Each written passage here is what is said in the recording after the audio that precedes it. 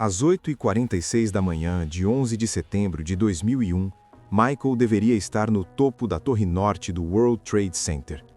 Ele tinha uma reunião marcada. O compromisso era devolver um item de $2 milhões que estava sob custódia do Bank of America, exatamente no ponto onde o primeiro avião atingiu. Mas, quando as torres caíram, Michael não estava lá. A pergunta que persegue investigadores e fãs há décadas é: foi um milagre fruto de uma conversa familiar ou uma história inventada para alimentar o mito do rei do pop? O que aconteceu naquelas poucas horas de sono pode ter mudado o curso da música para sempre. E o motivo de ele ter sobrevivido é mais estranho do que você imagina. Para entender o que Michael faria no topo do World Trade Center naquela manhã, precisamos voltar apenas algumas horas. Setembro de 2001 era um mês de Michael. Ele estava celebrando 30 anos de carreira solo com 2 shows massivos no Madison Square Garden.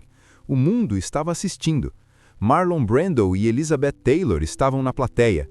Mas havia um detalhe técnico, algo que quase ninguém notou. Para brilhar no palco, Michael usava um relógio Vacheron Constantin King Kala. Valor de mercado? $2 milhões. O problema? Esse relógio não era dele, era um empréstimo, e as regras eram rígidas. O item estava guardado em um cofre forte no complexo do World Trade Center.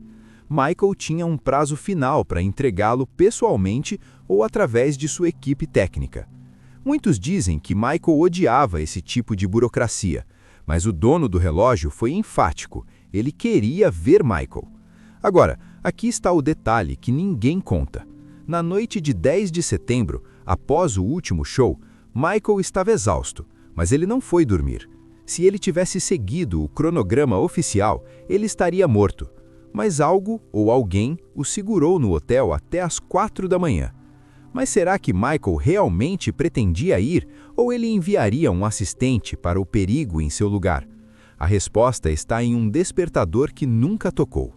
Resolver o mistério da presença de Michael nas torres depende de quem você ouve. De um lado, temos Frank Cassio, o assistente pessoal de Michael.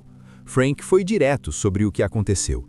Ele disse: "Eu tinha meu alarme programado para 7h45 da manhã seguinte, porque deveria levar o relógio de volta ao Bank of America, mas dormi apesar do alarme."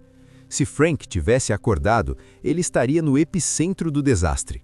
Mas a história ganha uma camada emocional quando olhamos para a família Jackson. Jermaine Jackson, irmão de Michael, revelou que a família não fazia ideia do risco. Segundo ele, Michael só sobreviveu porque sua mãe, Catherine, e sua irmã, Rebby, ficaram no quarto dele conversando até tarde. Elas não queriam ir embora. O assunto? Família e memórias. Quando saíram, já passava das 4 da manhã. Michael desmaiou na cama e perdeu o horário da reunião. Ele teria dito à mãe depois: "Mãe, estou bem, graças a você. Você me manteve acordado e eu dormi demais." Parece a explicação perfeita, um livramento. Mas o guarda-costas de Michael, Henry, afirma categoricamente que essa história da reunião no World Trade Center é um mito urbano.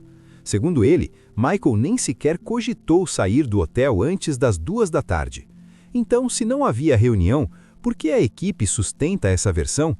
E por que, logo após os ataques, Michael desapareceu de Nova York em um comboio digno de um filme de espionagem? Com o espaço aéreo fechado e o caos em Manhattan, Michael entrou em pânico. Ele estava no Palace Hotel, assistindo à queda das torres pela televisão. Sua reação imediata foi de um pai aterrorizado. Ele pegou seus filhos e decidiu: precisava sair de Nova York a qualquer custo. Aqui as versões se dividem. A lenda diz que Michael, Elizabeth Taylor e Marlon Brando alugaram um carro comum e dirigiram até Ohio, parando em lanchonetes de estrada. Imagine a cena: o rei do pop e o poderoso chefão dividindo batatas fritas em um posto de gasolina. Mas os dados reais contam uma história menos cinematográfica. O guarda-costas de Michael, Henry, afirma que essa viagem de carro nunca existiu. Elizabeth Taylor teria ficado em Nova York, refugiando-se em um hospital. Michael, por outro lado, montou um comboio. Ele usou ônibus e trailers de turnê para levar sua família para a segurança de New Jersey. Ele estava convencido de que era um alvo terrorista. Esse medo mudou os planos de Michael para sempre. Ele cancelou uma turnê mundial inteira que aconteceria em 2002.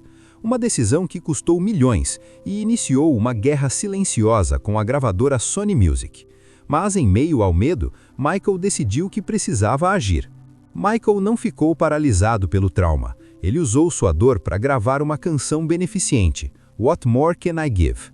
Ele queria unir o mundo e mostrar que a arte poderia curar. Infelizmente, por questões contratuais, a música nunca teve o lançamento que ele desejava.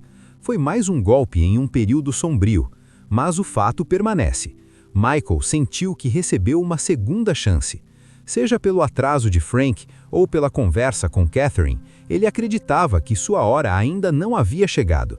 Ele passou de um homem que escapou da morte para um homem focado em esforços humanitários.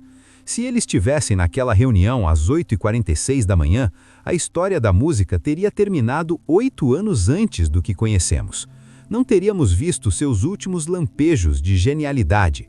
O 11 de setembro marcou o fim de uma era. Foi o momento em que o astro deu o lugar ao homem que temia pelo futuro dos filhos. No final, o que importa não é se ele perdeu o despertador ou se a reunião foi um mito. Importa o que ele fez com o tempo que lhe restou. Ele escolheu a caridade, escolheu tentar responder: o que mais posso dar? Michael sempre foi envolto em mistério, e estar ligado ao dia mais sombrio da história moderna só reforça como sua vida fugia do comum. Mas e você? Acredita que Michael realmente tinha esse compromisso no topo das torres, ou foi apenas uma história para aumentar a lenda? Deixe sua opinião aqui embaixo. Nós lemos todos os comentários e vamos responder a cada um de vocês. Se você gosta de mergulhar fundo em histórias que a mídia tradicional não conta, inscreva-se no canal e deixe seu like. Isso ajuda a nossa comunidade a crescer. Aqui, nós não ficamos na superfície. Dê uma olhada nesse outro vídeo que está aparecendo na tela agora. Ele tem mais uma história impressionante sobre o rei do pop que você precisa conhecer. Até logo!